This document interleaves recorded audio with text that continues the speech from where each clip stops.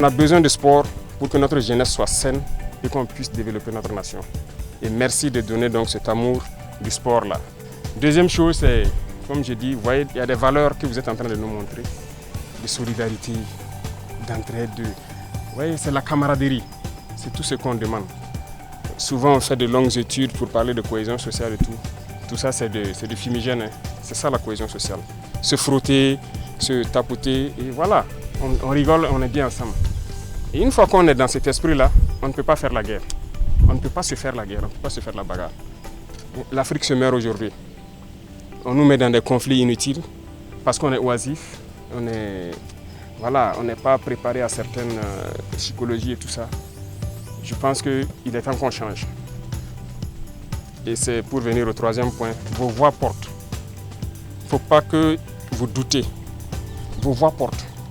Vos voix portent tellement loin qu'il faut que vous continuez de parler constamment à la jeunesse. à la jeunesse africaine. On peut changer les choses.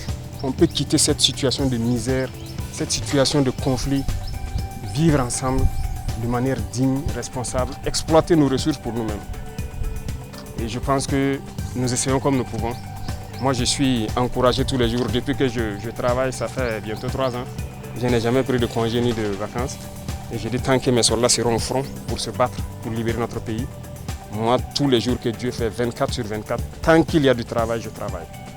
Parce qu'on est tellement en retard. J'aime dire à mes collaborateurs que nous, on ne doit pas se penser en 2025. Nous sommes en 1800. Il faut rattraper rapidement 2025. Et il faut un petit temps. Et c'est possible. Rien n'est impossible. Tant qu'on a la volonté de le faire, on peut y arriver.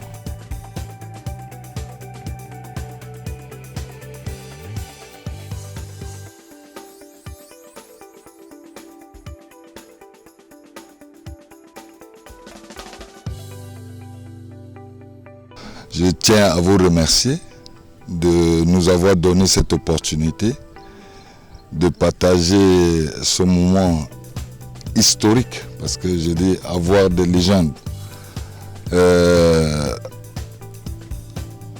parmi vous ici. Je pense qu'il n'y a pas mieux, parce que chacun de nous là, on a arrêté nos carrières et nous sommes restés toujours actifs.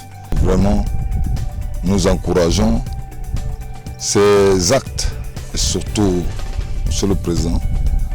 Excusez-moi de vous dire, vous êtes l'idole de la jeunesse. Nous grandissons et nous voyons des choses différemment aujourd'hui, auxquelles j'ai dit nous devons nous-mêmes être autonomes de nos propres choses. Oui, aujourd'hui l'Africain, l'autre qui a la peau différente n'est pas meilleur que nous. Non, on refuse.